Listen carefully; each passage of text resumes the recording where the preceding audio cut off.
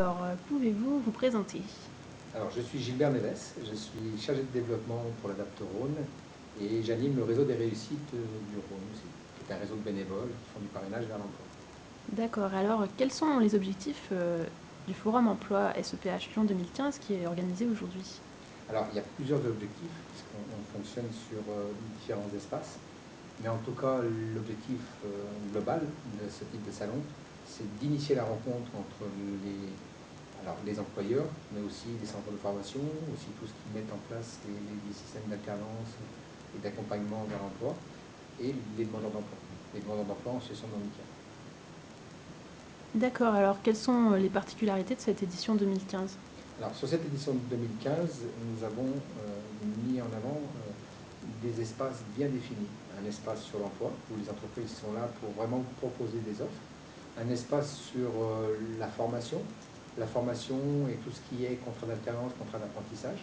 Donc on a sur cet espace-là bien sûr des centres de formation, mais on a aussi des groupements d'entreprises comme la GFOS PME, comme pas la CGPME, non, la CCIR, donc la Chambre de commerce et d'industrie régionale, Rhône-Alpes, et puis on a l'Opcalia aussi qui est sur cet espace-là. Et puis voilà, il y a des centres de formation qui sont une dizaine de centres de formation. D'accord, donc des acteurs très diversifiés et... Alors on a d'autres espaces, on a un espace un peu nouveau qu'on ne faisait pas auparavant, qu'on fait aujourd'hui. On le fait parce qu'on a des entreprises qui nous le demandent. On a des entreprises qui n'ont pas forcément de poste à pourvoir, qui souhaitent être sur ce type de salon pour parler de leur métier et de parler comment on accède à ces métiers-là.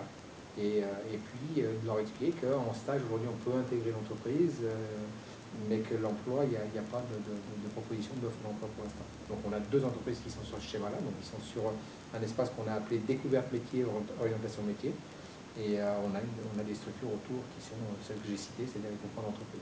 D'accord, et du coup, c'est quelle entreprise et c'est quel type de métiers qui sont Alors, il y a présentés? deux entreprises qui n'ont pas souhaité être représentées sur l'espace emploi, c'est France Télévisions, France 3, et Ikea. D'accord, et donc c'est des métiers... Alors, pour ce qui est de France Télévisions, il y a très très peu d'intégration dans les emplois pour l'instant. C'est surtout des stages et des contrats professionnels ou contrats d'alternance. Pour ce qui est d'IKEA, ils n'ont pas de poste à pourvoir, puisque pour l'instant, ils dégraissent un peu au niveau du personnel, donc du coup, c'était malvenu de venir sur les emplois. Ouais, d'accord. Et Voilà. donc ils participent, ils sont présents et... Alors, il peut y avoir d'autres entreprises qui aujourd'hui n'ont pas repéré cet espace orientation découverte métier qui leur permettent d'être sur ce type de salon, mais pas forcément de proposer des offres. On est encore dans une période de crise.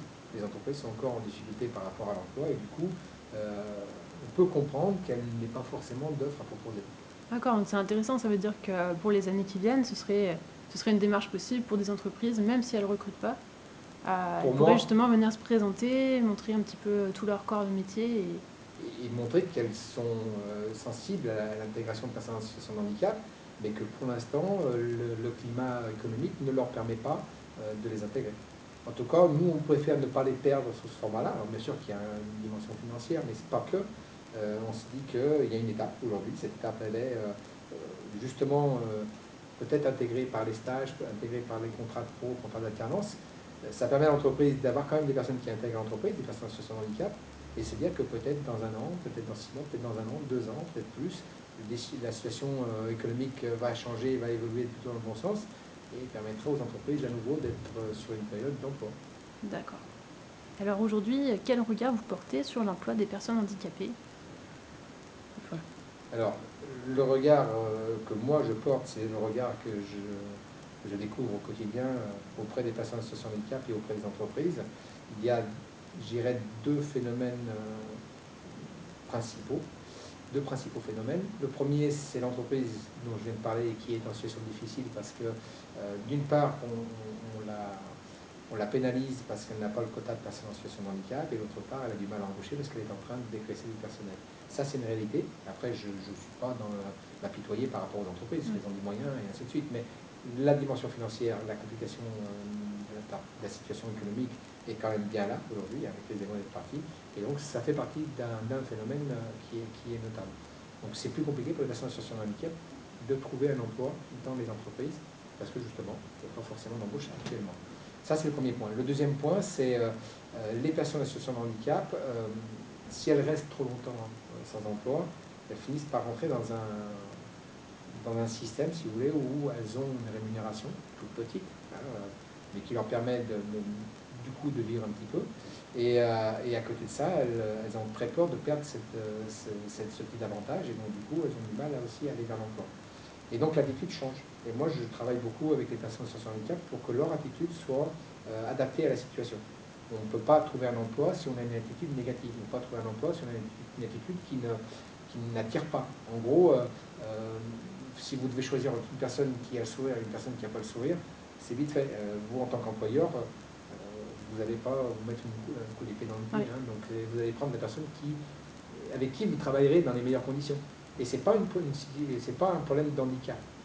Pour moi, ce n'est pas un problème d'handicap. C'est plus physique des craintes en c'est fait. plus un problème d'attitude et de comportement. Si la personne elle a un comportement, une attitude qui est négative, c'est compliqué de l'intégrer dans une équipe, c'est compliqué de la faire travailler. D'accord, c'est justement le rôle de l'ADAPT, d'accompagner. Oui, c'est-à-dire qu'on accompagne bien sûr les entreprises dans l'intégration des personnes en situation de handicap, mais on accompagne aussi les personnes en situation de handicap. Et nous, quand elles passent dans nos formations ou quand elles passent dans notre centre, on travaille sur cette dimension-là.